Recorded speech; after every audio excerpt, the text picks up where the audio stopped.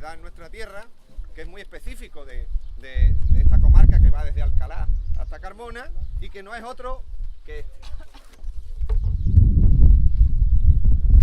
Este es el material, esta es la roca de Albero, formada por la calcarenita, por la cal y por las arenas del mar. El oleaje formó, junto con los restos de las conchas marinas, formó esta piedra tan característica y este suelo tan característico de esta tierra, que es el albero. El albero actúa como una esponja que se empapa del agua, y por eso a lo largo de la comarca de los Alcores tenemos un extraordinario acuífero, el acuífero de los Alcores. Eso era antiguamente un mar, y aquí se formó una especie de colinas, una especie de arrecife acantilado, por decirlo de otra forma, que está formado prácticamente por eso, por la roca del albero. Este suelo lo ha condicionado en nuestra comarca prácticamente todo. La vegetación, la flora, la fauna está condicionada por este suelo. Aunque no es el único suelo que hay. Aquí en la zona de los Alcores hay tres zonas claramente diferenciadas, tres suelos claramente diferenciados. El primero es el de la Vega, que está allí al fondo. Hay vistas hermosísimas de la Vega, la vamos a ver desde distintos puntos. El segundo es el Alcor, parte elevada, donde lo que predomina es este suelo. En la Vega lo que predomina es el suelo arcilloso, ¿vale? Lo tenemos aquí. Este es el suelo de la Vega. Y luego tenemos las terrazas. El suelo de las terrazas, que es este. La terraza del Guadalquivir, que está al otro lado del pueblo, más allá de la sierva, y es este. Son tres suelos con tres características distintas, tres colores distintos para los niños, y yo no tengo más manos, me tiene que ayudar con esto. Este es el de la Vega, y una característica principal de la zona de las terrazas es el predominio de los cantos rodados, del chino, vamos a ubicarlo aquí de los Alcores. Bueno, esto es una zona muy rica también, no desde el punto de vista ambiental, que lo es, desde el punto de vista paisajístico, desde el punto de vista geológico, también desde el punto de vista histórico, por supuesto, porque al ser una zona elevada en el terreno, los dos elementos principales para el asentamiento de los pueblos antiguos: la altura, la elevación del terreno para ver venir los enemigos, para la defensa, y la gran cantidad de agua que se da en esa especie de esponja que forman los Alcores, el albero. Ha sido también, y tiene también, un alto valor paleontológico. Aquí en los Alcores hay muchos fósiles. De hecho, Solano en su día encontró unos restos de una ballena que se lo pasó al museo paleontológico. Y aquí, por ejemplo, me encontré yo un día paseando, le doy una pata a una piedra y me llamó la atención la piedra. Es un fósil. Pasarlo, lo podéis ver, pero que nadie se quede con él, que esto hay que devolverlo, ¿vale? Pues venga, ahí lo tenéis. Bueno, mirad, todo lo que vemos hacia allá es el Parque de la Muela, sector Vega, prácticamente. El parque tiene más de 30 hectáreas, y está delimitado primero por la vía del tren, que está la vía verde, la famosa vía del verde, que era la antigua vía del tren por el que transcurría un tren. De eso puede hablar más Juan Antonio, que entiende mucho más que yo de eso. La vía del tren. Hay junto a esa vía del tren un yacimiento arqueológico, que es una villa romana, de la que os va a hablar Juan Antonio luego. Tenemos aquí al otro lado, en la parte del Escarpe, una de esas 17 colinas que van desde Alcalá hasta Carmona. La parte de Alcalá es la menos elevada, la parte de Carmona es la más elevada. Ahí hay una altura de unos 130 metros aproximadamente. El punto geodésico que está a unos 130 y tantos metros. Hay un punto geodésico, se llama, ¿no? Hay un punto geodésico, hay un bloque hecho de cemento y es un punto de referencia que está en toda la tabla. Bueno, la tabla es un yacimiento arqueológico y es una de las cosas que delimita el parque. Otra de las cosas que delimita el parque, esta calle, porque ya estamos en el parque, esto es una zona preparque, el mirador de la calle Sol, y esto que estamos pisando precisamente era una antigua escombrera. Esto era un barranco que empezaba ahí, todo esto es relleno de albero. y es un relleno de albero que expresa una de los problemas que hemos tenido en nuestras sociedades, que a medida que ha ido avanzando la construcción basada en el hormigón, en el cemento y en el ladrillo, pues el albero se ha ido dejando de lado. Antes las casas se hacían todas de albero, se dejaba caer una casa y el albero que salía de las paredes, que era albero prensado, que era lo que formaba las paredes, pues se reutilizaba para hacer otra casa. Con el tiempo empezó a ponerse de moda el ladrillo, el cemento, empezaron a abandonarse esas casas y todo empezó a rellenarse realmente de albero, pero ya también con el tiempo de ladrillo. En algunas zonas del parque podemos ver restos de esas escombreras. De una escombrera se puede hacer un parque. Lo que es un problema es cuando la gente invierte los términos y quiere hacer de un parque una escombrera, ¿eh? Y de eso hemos tenido aquí un ejemplo clamoroso, y además una guerra que tuvimos en su día, la tuvo este colectivo ecopacifista Solano, y me siento muy orgulloso, y lo voy a decir, gracias al colectivo ecopacifista Solano, ahí no hay una escombrera hoy día, ¿eh? Y me voy a dar un aplauso, nos vamos a dar un aplauso, coño. Fue una pelea dura y con el tiempo conseguimos eso, conseguimos que el proyecto que había de hacer en una de las cárcavas ahí una escombrera pues se retirara. Entonces, después hubo otro problema, que hablaremos luego, pero vamos a empezar la discusión, ¿no? Que ya hablamos mucho. ¿Queréis añadir algo? Bueno, yo os voy a hablar fundamentalmente de la parte botánica del parque, ¿eh? Y yo lo poco que sé de esto está basado en algunas publicaciones que existen sobre el parque, no son unas publicaciones muy concretas, no muy científicas tampoco, pero bueno, que tienen bastante valor. Son 3 y en algunas de ellas he tenido yo algo que ver. Esta es la guía botánica del Parque de la Muela, que es una guía de la flora vascular, está hecha sobre el año 2002 o por ahí. Esto es una guía botánica de la ruta de la Tajea, que ya comentaremos por ahí dónde está y los árboles que existen. Y esto es un trabajito anterior en el que se habla del agua en los Alcores, un poco más general, pero que tiene también mucho que ver porque vamos a ver distintos temas de fuentes y demás. Aclarar un poquito lo que ha dicho David de las unidades de la comarca, las terrazas, la vega y los Alcores, lo ha dicho muy bien, pero hay una cosa que es importante y también ha hecho referencia al acuífero, ¿eh? Toda la vegetación y eso va a depender mucho del agua que tiene disponible, y aquí es importante conocer que en las terrazas hay un acuífero que es bastante rico, se llama el acuífero Sevilla Carmona, que llega desde Dos Hermanas a la hora del río, Carmona, y toda esta zona, debajo de nuestros pies tenemos este acuífero. Está totalmente catalogado y los técnicos lo llaman como el acuífero 28. Y esto nos da, aparte del tema de la vegetación, un factor importante que es que, como habéis visto, hay distintos niveles. Las terrazas están más o menos entre 100 y 140 metros de altitud, la vega sobre 80 aproximadamente, y aquí hay un desnivel, un bancal. Lo curioso es que el acuífero que está debajo llega prácticamente al borde del bancal, y por eso a lo largo de todos los Alcores hay muchas suspensiones. Y vamos a ver todo. Es una curiosidad que me parecía interesante. En cuanto al tema botánico, vamos a hablar bastante durante la excursión, pero quería hacer una pequeña introducción para que veáis, por ejemplo, los árboles que hay en esta zona.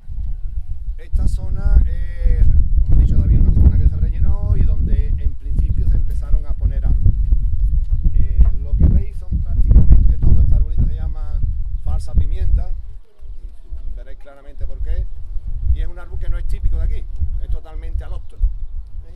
Entonces todo esto de aquí no es la vegetación representativa de nuestra zona, de los Alcores, y quería que os fijarais para que veáis la diferencia. Bueno, las plantaciones en el parque no han sido una cosa muy organizada ni muy ordenada y de todo, pero hay una diferencia clara entre lo que hay aquí y lo que vamos a ver un poco más adelante. El parque evoluciona de una parte más urbana, que es esta, donde hay elementos de mobiliario, donde hay un contacto muy claro con la urbe, con la ciudad, ¿no? Hacia una parte ya muchísimo menos urbana, más forestal, totalmente forestal, pino o de algarrobo, de acebuche, que es la parte de allá atrás. Esa es la zona más forestal. Otra cosita, vamos a hablar de los elementos que hay dentro del parque y de profesiones que han estado directamente relacionadas con el parque, porque en el parque confluyen 3 vías pecuarias, 3 vías del ganado. Entonces el pastoreo ha tenido su importancia aquí y concluía precisamente allí en la zona de la Fuente de la Muela. Ahora lo vamos a ver. Hay abrevaderos que indican cómo eso era una de las vías principales por la que pasaba el ganado. El parque está directamente relacionado también con una de las industrias que más peso tuvo en su día en nuestra población, la industria del barro. Aquí había 2 cárcavas de barro, que hoy día son lagos, se han convertido en lagos, pero eran antiguas canteras de barro, de donde se extraía el barro para hacer los ladrillos y las tejas típicas que se han hecho en los Alcores. Hay también una cueva, barrerías dentro. hay una barrería, vamos a ver un horno que hay allí cerca de la Fuente de la Muela. También había alguna. La barrería del Manolete también estaba por ahí. Por aquí había una que era la barrería de los Riesling, me parece. Y había también una cueva de lima. La lima es un tipo de tierra que viene muy bien para hacer el tipo de ladrillo que se hace en los Alcores. La cueva está tapada, pero la vamos a ver también dónde estaba. Había una laguna formada naturalmente que desapareció debido al movimiento de tierra y al abuso del agua que tenía, que empezó a extraerse para regar y con el tiempo se desecó y ya desapareció. Pero ahí había precisamente uno de las especies que están hoy día en extinción y que se daba en este parque, la ranita de San Antón, una ranita verde pequeñita, estaba presente aquí. Entonces es otra de las características. Bueno, vamos a ver también los 2 arroyos que hay. El arroyo principal que vertebra el parque y que le da nombre al parque es el que proviene de la Muela, que tiene una enfermedad muy grave, igual que el arroyo de la Meloja, que partía de aquí. De hecho, cuando hicieron esa obra, todavía durante muchos, y a veces cuando llueve, todavía hay el agua que se empapa el terreno, entra por ahí por la carretera y va buscando lo que era el antiguo arroyo, el arroyo de la Meloja. El arroyo de la Meloja está en obra. Tanto el arroyo de la Meloja como el arroyo de la Muela tienen, como he dicho, 2 enfermedades provocadas por nosotros. Y son que... Lo vemos menos en su sitio, ¿no? Venga, vale, si no hablamos tanto. Bueno, una cosita. Os dejo esta piedra para que veáis cómo se ven claramente los restos de concha, junto con la cal de la piedra, los restos de concha del mar, del oleaje, y cómo formaron la roca del albero. La cal sirve de cemento y los restos de concha. Ahí lo tenéis, lo vais pasando, se ven perfectamente.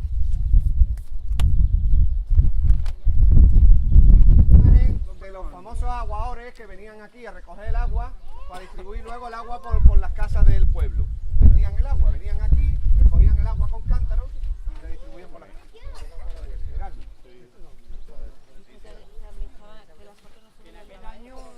Por aquellos años era potable este agua. Era potable. Bueno, verá, vamos a ver.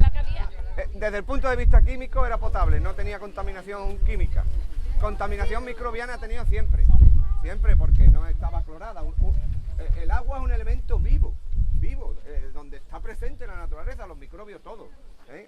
El agua que han bebido nuestros antepasados siempre ha estado contaminada microbiológicamente, siempre ha tenido microbios. Lo que pasa es que el hombre se adaptaba a esos microbios y no le hacían nada. El problema es cuando a partir de los años 90 se contamina el agua no solo de microbios, sino también de química. Debido a los nitratos, debido a la gran cantidad de granja que hay por los Alcores y al uso de los fertilizantes químicos, del abono químico, no natural, se contaminaron las aguas subterráneas y entonces se prohibieron el agua de estas fuentes, que antes la bebía la gente. Yo venía aquí, jugaba al fútbol ahí, venía aquí a beber, cogíamos el agua, veníamos aquí a beber y no nos pasaba nada. Y la del Rincón del Pilar también se bebía. Entonces se prohibió el agua de todas las fuentes naturales, pero se prohibió el agua también de nuestros pozos, porque nuestros pozos tenían la misma enfermedad, se habían contaminado químicamente, debido a la mierda de los cochinos, al meado de los cochinos y al uso de los fertilizantes, ¿vale? Bueno, ¿os va a hablar Juan Antonio? No, Pepe. Bueno, vamos. Fuerte, En principio, cuando nosotros Acercaros. empezamos a hablar no nos cansamos y nos ponemos muy pesados. Cuando se hartéis, empezáis para adelante y ya iremos nosotros detrás vuestra, ¿vale? Vamos a hablar un poco del origen del parque. Todo el mundo sabe que esta es la Fuente de la Muela y que el parque se llama Parque de la Muela. Luego, por deducción un poco sencilla, este es el origen de todo el parque.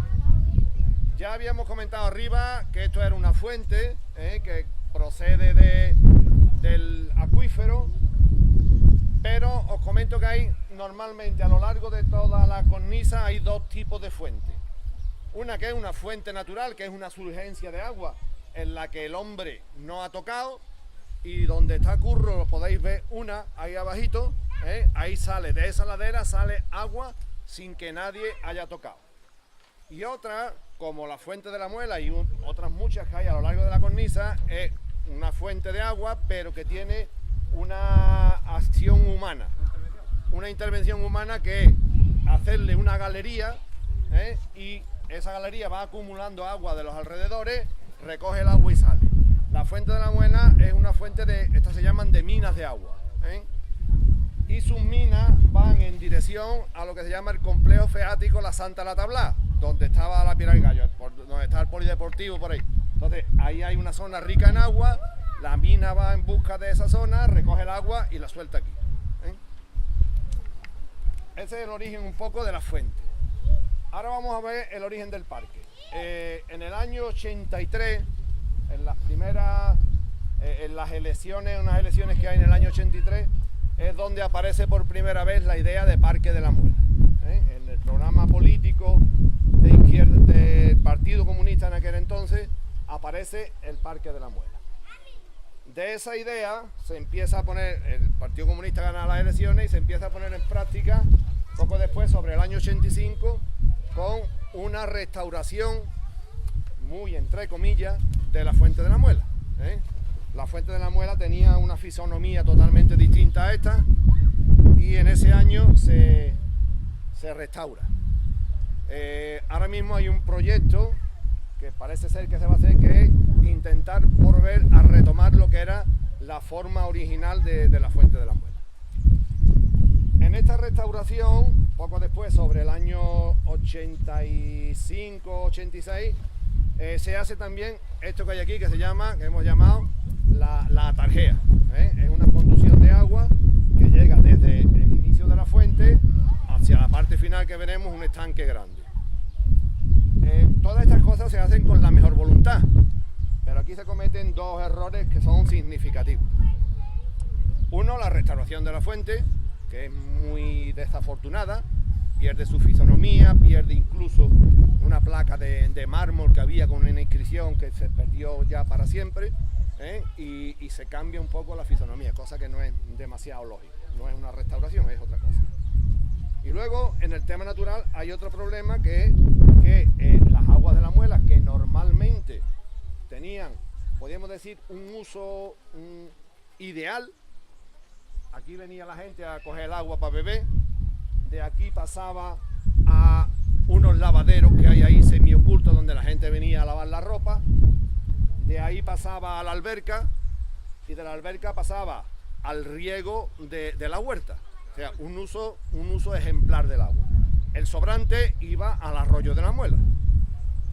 Cuando se hace la obra, se canaliza por esta conducción, se pierde el uso, pero fundamentalmente se pierde el aporte de agua al arroyo.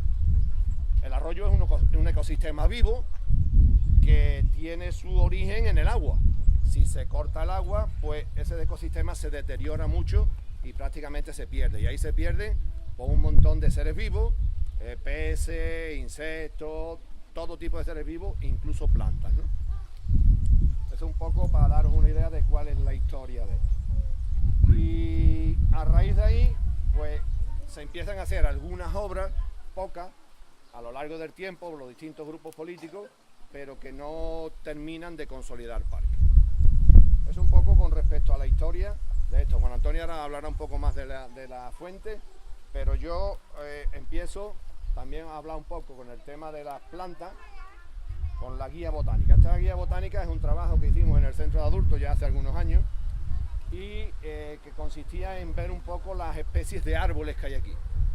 Para hacer este trabajo tomamos como referencia esta fuente y la tarjea que se había hecho, y fuimos analizando todos los árboles que hay en la misma tarjea y en los espacios circundantes. En esta hay todas unas explicaciones y toda una ficha de los distintos árboles que hay. Y para daros alguna idea, bueno, aquí todavía no hay muchos árboles autóctonos, la mayoría son alóctonos. Ahí arriba tenemos esos arbolitos de ahí que vienen de del quinto pino de Australia, en el Brashichiton, aquellos que hay ahí arriba. Estos de aquí que parecen pino tampoco son autóctonos, también vienen de Australia. Las palmeras canarias y algunas sí más naturalizadas como la higuera y algo más, poco más. Y de ahí partimos, ya si queréis vamos viendo, me vais preguntando algunos de los árboles, partimos por la vía principal que nos lleva hasta allá abajo. Esos primeros que tenemos ahí tampoco son autóctonos, son arces negundos a la entrada del camino. Y eso, hay muchos árboles y si alguno tenéis interés de conocer alguno, pues me lo vais preguntando y si lo reconozco os lo digo. Bueno, comentaros una cosita. Yo ahora como tengo aquí estos de aquí no he dicho el nombre, son australianos, son casuarinas. Que por cierto los vecinos quieren cortarla, entre otras cosas, ¿eh? Bueno, algunos de los vecinos al menos. Me he permitido conectarme un momentito al diccionario de la RAE, porque recordaba más o menos el origen del vocablo muela, que viene del latín romano, mola, y tiene 9 acepciones, 9 significados diferentes. Pero el cuarto y el quinto son magníficos, porque dice cerro escarpado en lo alto y cima plana. Y en segundo lugar, cierro artificial. ¿Qué tiene que ver esto con esas dos acepciones? Todo. Esta es la fuente que prehistóricamente, bueno, una de las dos fuentes que prehistóricamente han alimentado a ese cerro escarpado con cima alta, que es la tablá, que la tenemos arriba.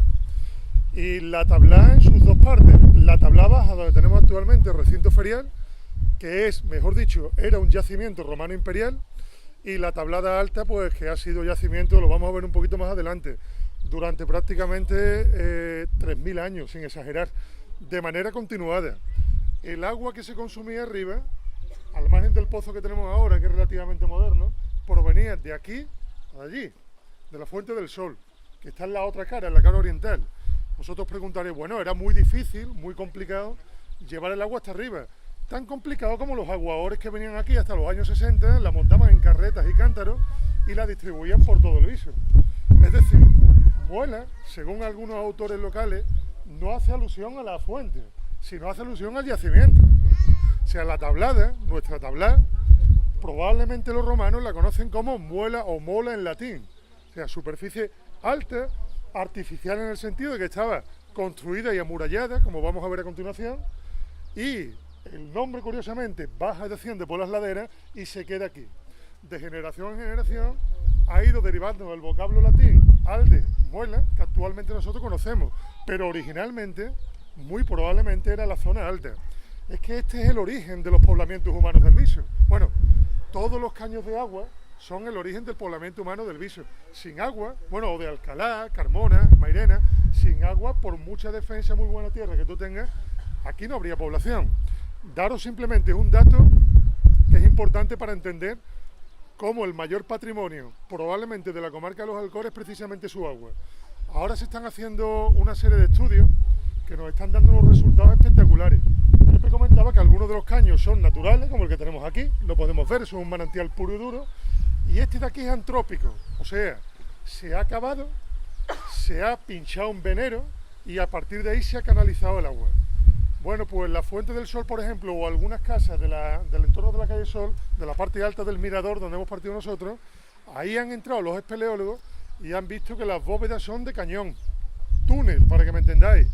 El material que la reviste es opus latericium, o sea, ladrillo romano, y la amalgama, la argamasa, el pegamento, por así decirlo, es opus caementicium, cemento romano al 100%. Cuando los romanos llegan aquí y desalojan a los cartagineses, los derrotan, pues lo que van a hacer es captar estas minas de agua que ya habían aprovechado previamente estos cartagineses, hacer obras de ingeniería brutales, de las cuales todavía a día de hoy nos estamos beneficiando. Si se pudiera acceder aquí, que no podemos acceder, al menos de momento, detectaríamos ese tipo de construcción. A la tablada sí hemos accedido ya. La tablada tiene una galería de agua importantísima que la atraviesa como si fuera prácticamente su columna vertebral. La salida está aquí, en esta vertiente. La entrada está en la cara este, que vamos a ver al final, en la Fuente del Sol. Los espeleólogos se han adentrado hasta unos 27 metros porque las bocaminas que entran verticalmente están colmatadas de cuando se hizo el recinto ferial. Entró escombro adentro y esos pozos actualmente impiden el acceso. Pero es que tenemos 27 metros de túnel romano puro y duro, salvo el primer tramo que es del siglo XIX, siglo XX. Son ladrillos de taco como estos toda la vida, ¿no? Pero la parte interna es romana auténtica. Por cierto, agua que se llevaba al yacimiento de la estación, al yacimiento romano de la estación que veremos posteriormente. Pero idea importante, muela, repito, proviene del latín y hace alusión a lo que está arriba, no a lo que está abajo.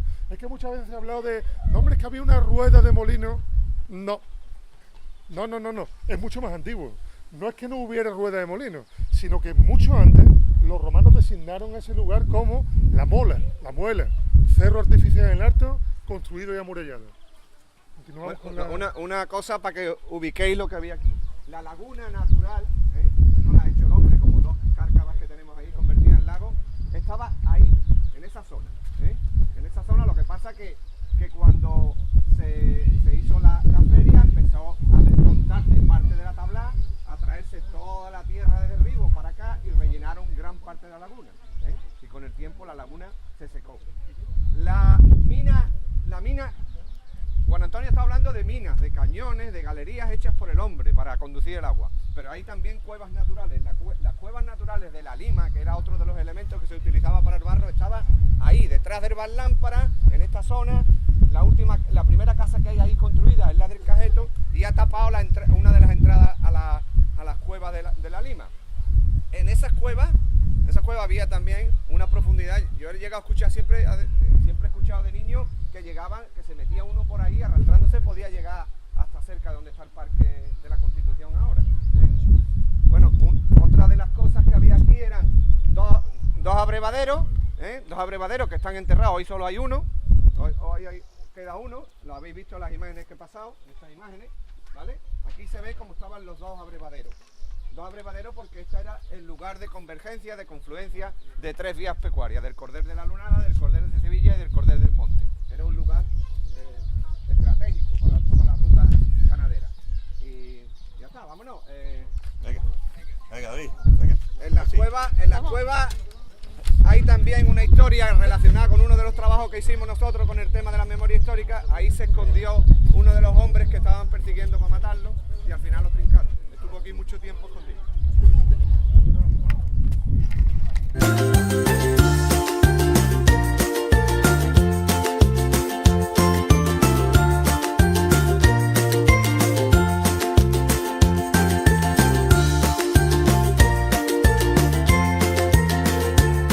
Tenemos que hacer un esfuerzo de imaginación, no solo para intentar imaginarnos lo que había anteriormente aquí, sino también lo que va a haber en el futuro. Aquí hay un proyecto aprobado, hay dos proyectos aprobados. Uno que se hizo mediante participación ciudadana, estuvimos 3 años reuniéndonos todos los viernes, colectivos ecologistas, asociaciones de vecinos, partidos políticos, y hicimos un proyecto del parque.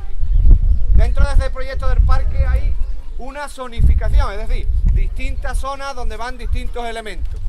Había previsto poner distintos elementos. Bueno, aquí donde estamos podemos ver, ahí justo debajo del mirador, que es de donde partimos, ahí se va a hacer una zona que le llaman el biotopo de los Alcores. El biotopo de los Alcores sería representar en un terreno los 3 suelos que yo he mostrado en las botellas de plástico: el suelo del Albero, que es el Alcor, el suelo de la Vega, y el suelo de las terrazas del Alcor. Entonces, se representan esos 3 suelos y con la arboleda y la vegetación propia de esos suelos. Además, con unos itinerarios y con una señalética, con unas señales indicando el tipo de especie que hay y demás. Es un recurso didáctico para que vengan aquí los chavales y aprendan un poco lo que hay en los Alcores. Eso iría ahí, la zona de biotopo. Justo más allá hay contemplado una zona de columpio con un kiosco, con un bar, una zona de esparcimiento. Sería clave que se hiciera eso pronto, incluso que se instalara aquí, porque desgraciadamente somos un pueblo de casi todos los que nos rodean, de cultura de bar. En la medida en que estuviera ahí, habría muchísima actividad en el parque. Estamos convencidos que vendría mucha gente a pasear a los niños, porque habría columpio, a echar luego un paseo por aquí, incluso a comer aquí en el parque. Entonces, esa zona de columpio estaría por ahí, el biotopo aquí. Luego hay una zona de meseta, de flora y fauna que la vamos a ver, y la zona del arroyo de la Meloja, que nos va a llevar Pepe ahora para allá. Los eucaliptos era de la poca vegetación que había en el parque. Yo creo que lo he pasado, si no lo he pasado lo digo ahora. ¿Habéis visto una foto que se veía en los eucaliptos? Y se ve el suelo nevado, es la nevada del año 54. No sé si lo he pasado o me he imaginado que lo he pasado y no lo he pasado. Aquí debe de estar. La voy a pasar.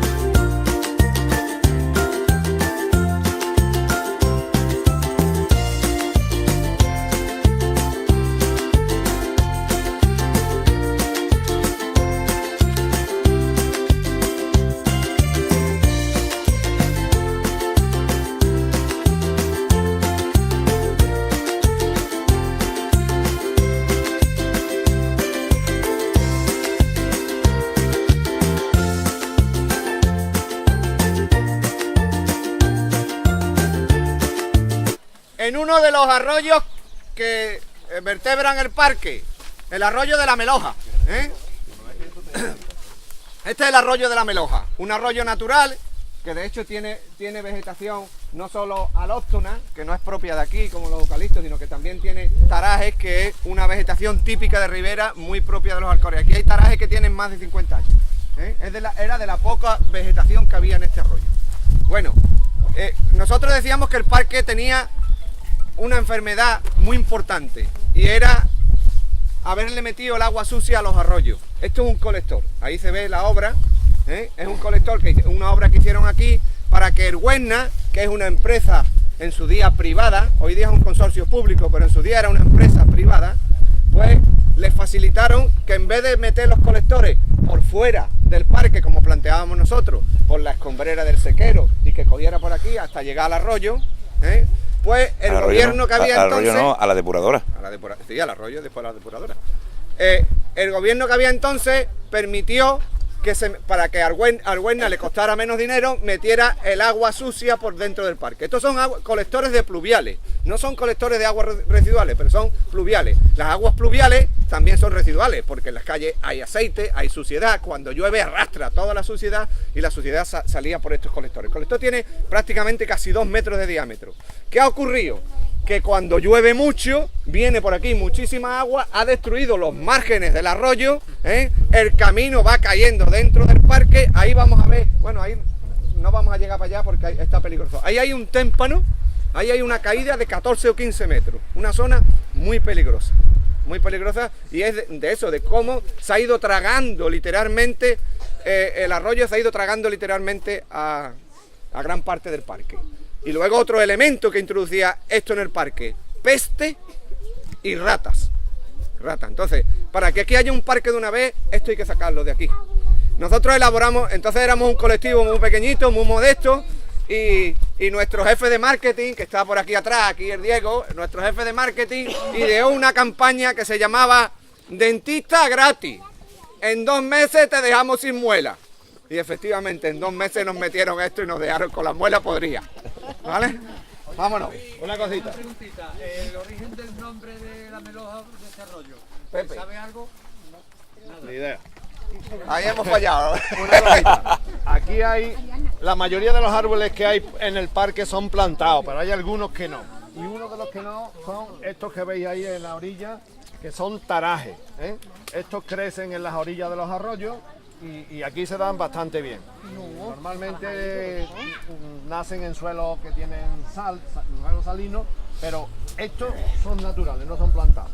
Hay otro que es natural que hemos visto por ahí, que allí hay en el talud, en el cemento, unos chiquititos de la hoja grande, que no sé si conocéis, pero que os va a sonar, que aquel es el ricino, el del famoso aceite de ricino. Con eso hacían aceite. Ese árbol es venenoso, ¿eh? Ese árbol es venenoso y tiene una semilla, o sea, tomada como está es venenoso, pero tiene una semilla que al tostarla pierde la toxina y de ahí se saca el aceite de ricino, que era un purgante bastante serio, ¿eh? Estos son moreras, que esto sí las conoceréis. La morera no es autóctona, pero es un árbol que lleva mucho tiempo viviendo en el país. La morera viene de China, pero está bastante naturalizada.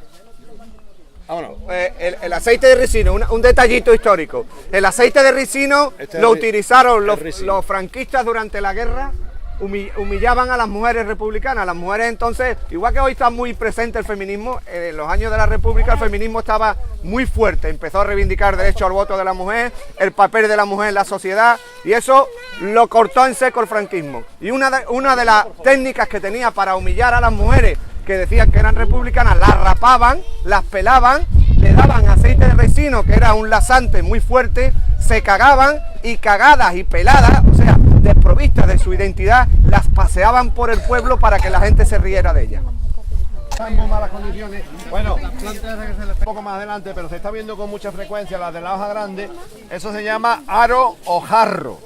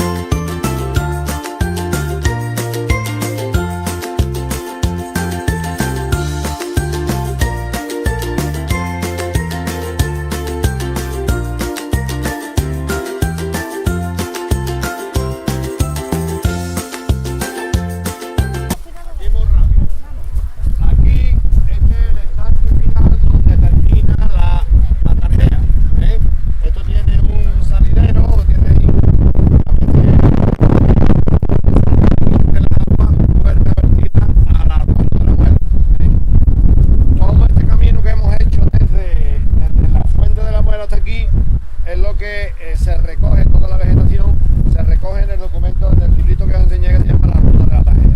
La gran mayoría de los árboles, como habéis visto, son alóctonos, son de fuera.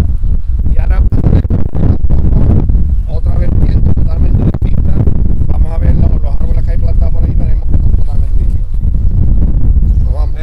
Una cosita, para que tengamos también de lo que había aquí. Aquí en los años 60 estaba el vertedero del pueblo. Las basuras que se recogían en Herbiso en camiones, se ponían las bolsas en la puerta, pasaba el camión de la basura, que no era como los de hoy, era un remorque, un tractor con un remorque, cogían las bolsas de basura, las iban echando dentro del remorque, después se tiraban aquí, exactamente. Se tiraba aquí y aquí quemaban la basura, ¿vale?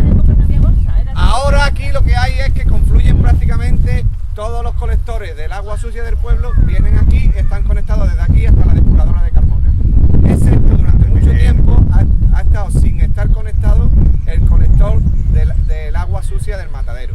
De manera que tiraban directamente la sangre al arroyo. Nosotros los bisueños pagábamos religiosamente nuestro canon de depuración de agua. Cuando nos cobran la factura del agua hay un apartado que es canon de depuración del agua. Nosotros pagando dinero para que las aguas de los arroyos vayan limpias y tengamos ríos en condiciones. Sin embargo, esta gente tiraban directamente la sangre.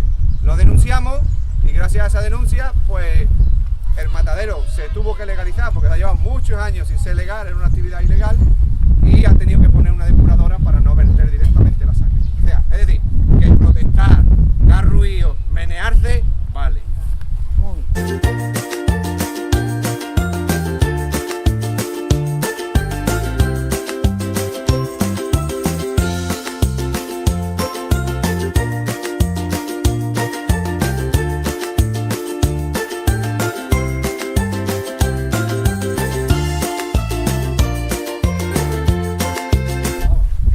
Años que hemos hecho plantaciones del árbol, del día del árbol, este es el fruto, ¿vale? Ya es una zona que se está consolidando. Ahora vamos a plantar dos arbolitos, así que los niños reunidos, que cada uno va a pegar un chuletazo.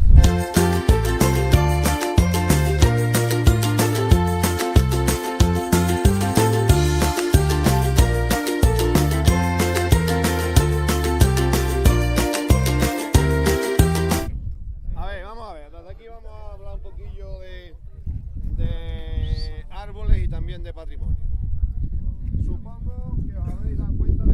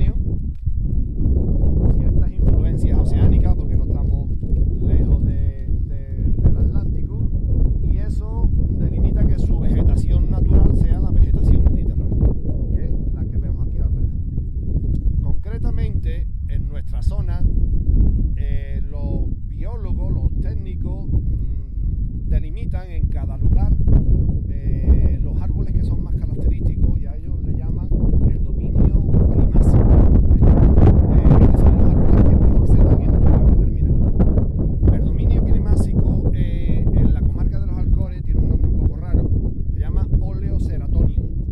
Oleo de olivo y ceratonium de algarrobo. El algarrobo se llama Ceratonia silicua y el olivo se llama Olea europea. Entonces, esos son los árboles que en teoría mejor se dan en nuestra zona. Naturalmente, eso implica que sin haber plantaciones como hay aquí, en algunos lugares se dan esos árboles. Y vemos que a lo largo de la cornisa no queda mucho porque la vegetación está muy deteriorada, pero sí vemos que hay bastantes acebuches y también algunos algarrobos. Judío, el Marileón. Toda la zona esa, esos son los árboles predominantes.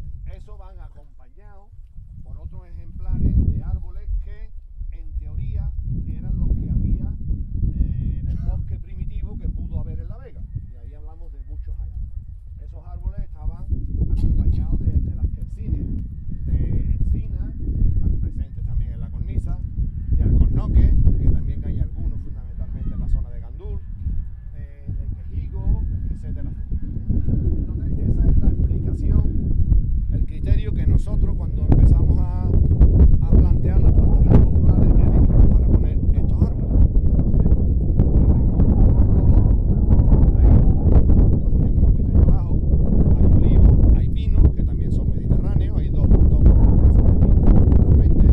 Este que tiene la copa redondita, que es el pino piñonero, que es el que da las piñas, los piñones que se comen, y hay otro que veremos ahí con la copa un poco más alargada, que son los pinos alepensis. Hay encinas ahí, hay algunos alcornoques, tenemos algunos árboles también quercus. Aquellos que veis allí contienen las hojitas muy claras, por ahí hemos visto también algunos que son quejigos, los tarajes. Esto es fundamentalmente los árboles más representativos de Por aquí, este lado, dímelo. Ahora, espérate. Bueno, hablamos de sitios en las riberas, en las orillas de los ríos, la vegetación arbórea cambia totalmente, porque la disponibilidad de agua pues es muy distinta. Y ahí hemos visto algunos, fundamentalmente álamos blancos, que estaban muy bonitos, álamos negros, fresnos, no sé si algunos tarajes también, pero tarajes también lo tenemos ahí un poco sin agua. Hay otros árboles que crecen de forma espontánea también, como la higuera. Y eso es un poco el panorama del tema de los árboles. También os quería hablar un poquito, que hemos hablado por ahí, que nos habéis preguntado, de otro tipo de vegetación que hay aquí, que no son los árboles, que son las hierbas. Ahí tenemos este documento, que es la guía botánica del Parque de la Muela, pero esta guía es de flora vascular. Es una primera parte, es un documento válido, aunque en realidad tiene bastantes deficiencias. Este libro se publicó en una campaña electoral y ya sabéis lo que eso significa. Se hace como propaganda electoral, aprovechando un documento que no estaba terminado, que se había elaborado, en el cual yo había participado, pero la publicación, cuando se publica, bueno, pierde bastante.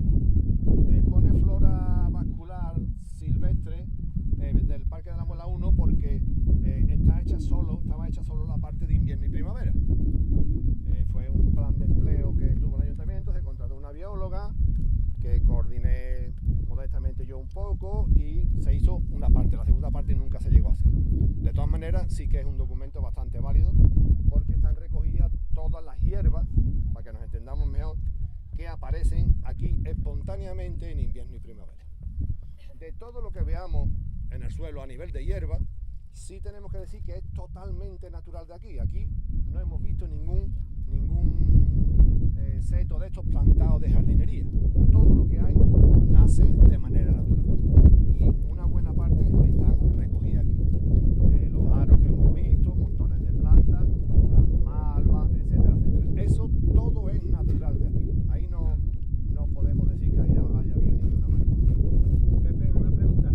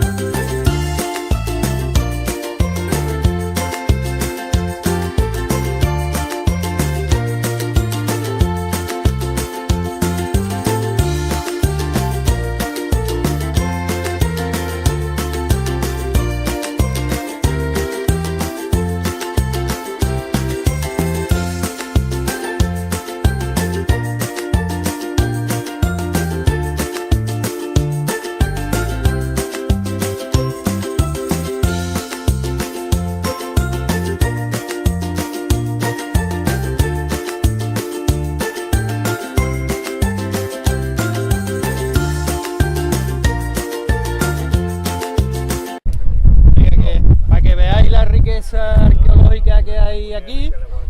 Yo creo, en mi opinión, que esta es la mejor muestra de la artesanía del viso del Arcó, de hace ya todo es prerromano. Y como veréis, esto en el viso se echa de menos, pero en un ayuntamiento se debería de tener pues muestras de lo que era la cerámica aquí, totalmente prerromana, que se encuentra ahí en la ladera. Hoy he tenido un poquillo más de suerte, se ven los tipos. Esto, por ejemplo, está hecho así a modo de tiralínea. Estas son más gruesas, la mayoría es ocre, las hay negritas también, y hay desde cosas toscas, como pueden ser las típicas ánforas fenicias, hasta cosas más finas y más elaboradas, como puede ser, por ejemplo, esto que era de un plato o del borde de una jarra. Este, por ejemplo, que está pintado por los dos lados, tanto por aquí como lo veis por aquí por el borde. Esto pues se echa de menos en un ayuntamiento, que es fácil tenerlo, una vitrina que sea muestra, porque en cualquier museo no se ven los pedazos completos, pero que sea muestra de lo que era la mejor muestra de arte aquí en el viso y en los Alcores. Y bueno, pasarlo por ahí, llévaselo a la gente, nana, que lo vea.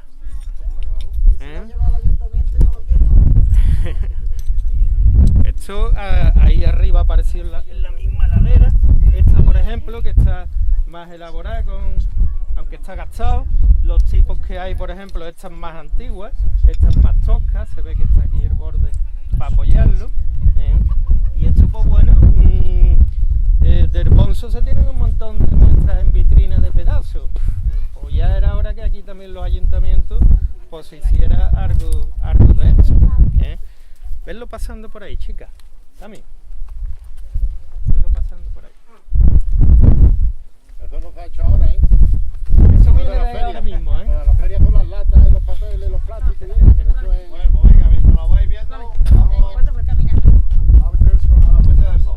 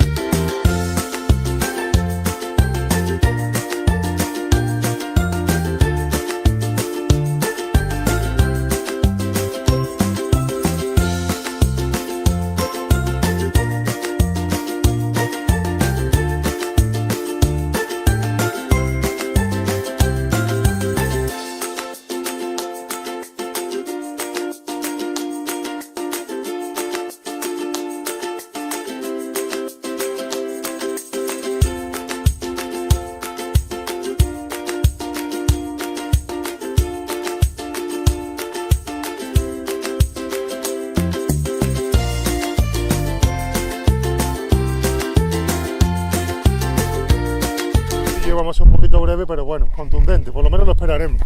A ver, esta fuente es una de las que, al igual que comentamos antes, explica la ocupación del entorno que actualmente estamos pisando, de la comarca de los Alcores en general, siempre, prácticamente, desde que nos sedentarizamos, es decir, desde que no nomadeamos y dependemos de la caza y vamos detrás de ella, en los Alcores ha habido población, siempre, pero sobre todo por esto que tenemos aquí.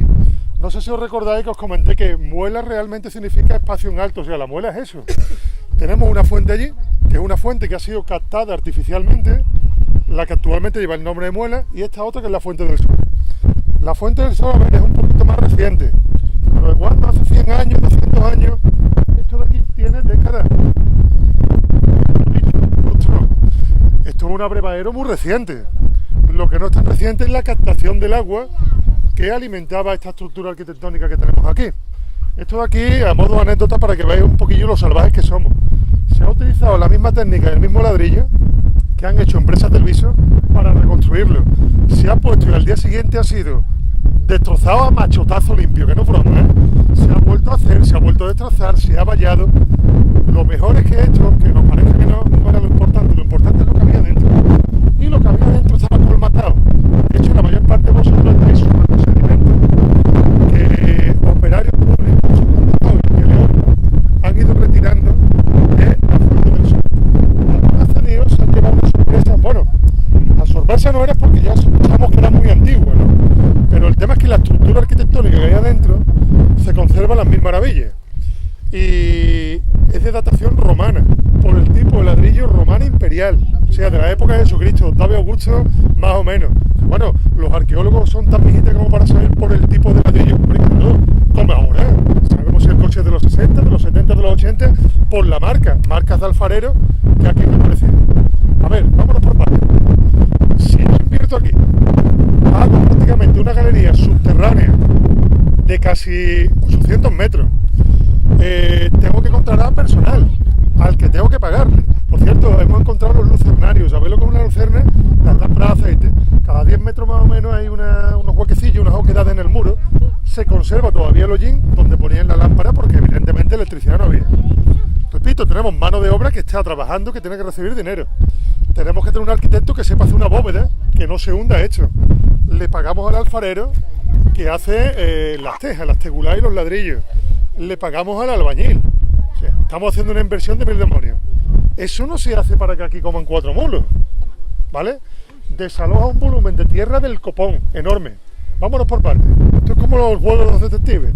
El olivar que tenemos ahí abajo, justo en línea recta, pero justo en línea recta, no sé si lo veis.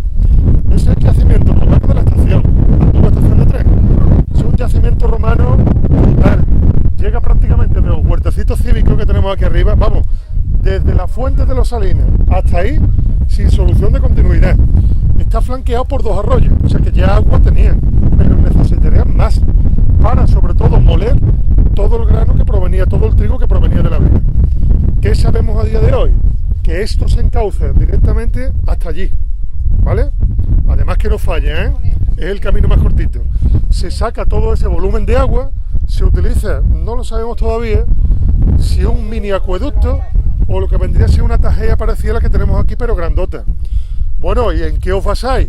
En que los fragmentos del acueducto están aquí en el Parque de la Muela. Solamente hay que saber mirarlo. Ahora algunos venían conmigo y decían, mira, ¿has visto esto? Mira lo otro. Están perfectamente labrados, son bloques de piedra grandes, paralelelípedos que no produce la naturaleza.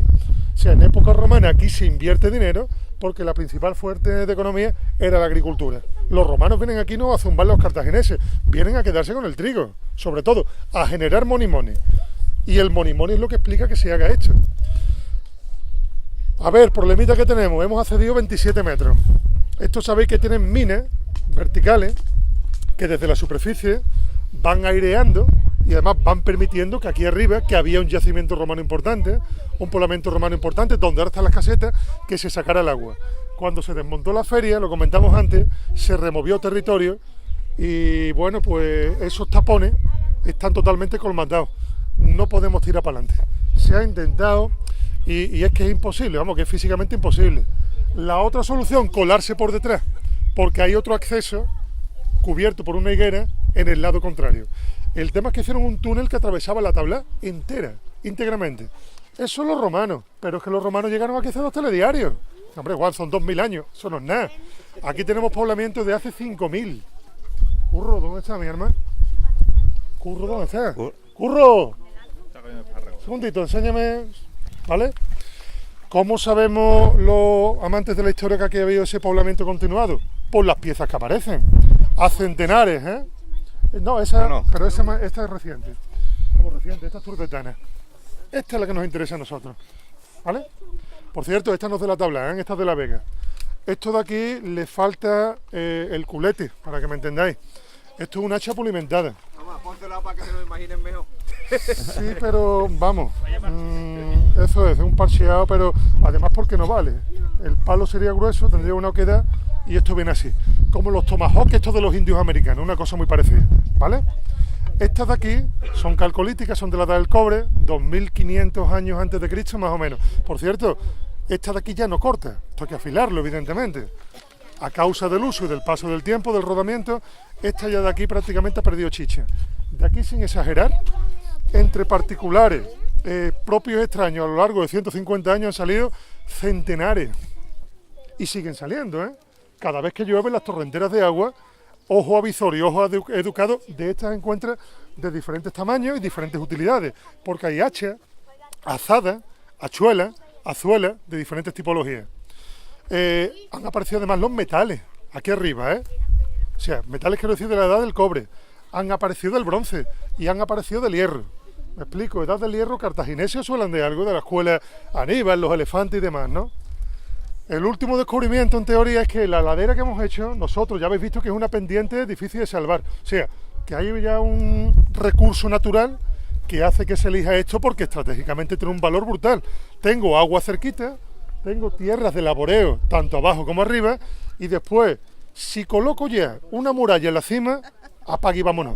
Esto es invulnerable.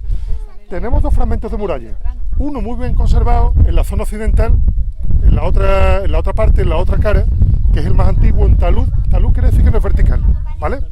Por amontonamiento, que es el más antiguo. Probablemente de cuando la tablada era un reducto de choza, de muy pocas chozas, ¿eh?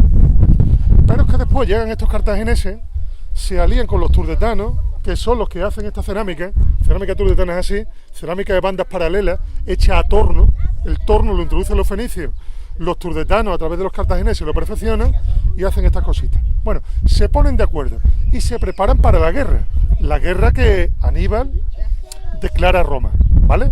Para la guerra tú tienes que proteger la parte que estaba desprotegida. Y hace poquito tiempo hay un corrimiento de tierra, no sé si lo habéis visto, hay un pedazo que se ha desprendido. Si subes arriba, una zona ya poco accesible, que de verdad es peligrosa, ¿eh? Porque prácticamente está en vertical, pues tenemos un muro vertical de más o menos 70 centímetros de sillares, o sea, piedras grandes bien labradas, paralelepípedos. Tenemos un montón de sillarejos, peñascos chicos, y tenemos otro muro igual, para que me entendáis, un sándwich, ¿vale? Un muro vertical bien hecho, un montón adentro de ingredientes en condiciones, y otro muro ya de cara afuera, solamente una superficie de unos 3 metros, la profundidad entera, el canto, ¿eh? Pero a la vez ahora mismo tenemos unos 2 metros. Eso técnicamente se llama muralla de Casamata, y esa muralla de Casamata la están en la península ibérica los cartagineses. Existen en el norte de África y existen en España. Existen en Cartagena, en Cádiz, el Castillo de Doña Blanca, y aquí en el Viso tenemos otra. La tabla tiene una muralla de época calcolítica o del primer hierro, allí, en la zona occidental, y una cartaginesa aquí. Aquí tuvo que haber una manta palo, porque ganaron los romanos, lo sabemos, y esta gente no se rindieron sin mostrar la cara, sin dar guerra, ¿eh? Subir de la parte baja, o aunque sea por el acceso frontal. Es que el acceso frontal en la feria, si os acercáis justo detrás de la caseta del actual Partido Comunista, hay allí 2 mazagotes y una rampa. Los 2 mazagotes son 2 torreones, el acceso principal, y la rampa evidentemente estaría cerrada con portalones. Hay que especular porque evidentemente no se consigue. Por ahí no pueden acceder, por aquí tampoco. Es más vulnerable por los que sois del Viso. Muebles Sastre, sabéis dónde está, ¿no? Eso está más cerca y hay una balistra romana es una catapulta, para que me entendáis. Le metes un castañazo a los de arriba y los deja fritos. ¿Qué hicieron? Reforzar la muralla de allí, que tenía incluso en algunos tramos de 5 o 6 metros, ¿vale? Esto estaba completamente blindado. Mi teoría, a esta gente los amargaron. Esto no está amurallado, ¿que no? Me quedo con la fuente de abajo, me quedo con la fuente de la muela y te mato de sed. Arriba hay pozo, ¿eh? Pozo que puede que sea reciente, puede que no, pero con un pozo tú no alimentas una población tan importante, y sobre todo la matas de hambre. Cuando los silos que hay arriba se quedan sin trigo, ¿ahora qué haces? ¿Vale? Estos señores de aquí en algún momento se rendirían, los romanos acceden. La primera época del imperio, de la República Romana, sabemos que los romanos se quedan aquí porque la cerámica del momento aparece, y de época imperial ya no hay, de la época de Cristo, para que me entendáis. Ahí esto se desmonta posiblemente por motivos estratégicos, ¿eh? El último dato que os doy: cuando los romanos persiguen a los cartagineses hasta Cádiz, en Carmona, los carmonenses de la época se les levantan a sus espaldas. Eso que tú tengas un frente allí y el enemigo se te levante por detrás, no es curioso, no es cosa buena. Nos dicen los historiadores que a los varones cartagineses y turdetanos de Carmona los mataron a todos. La táctica romana, ¿eh? Decorar a las mujeres para que después se casen con vizcondes, y a los hombres que han dado leña y los quito de en medio.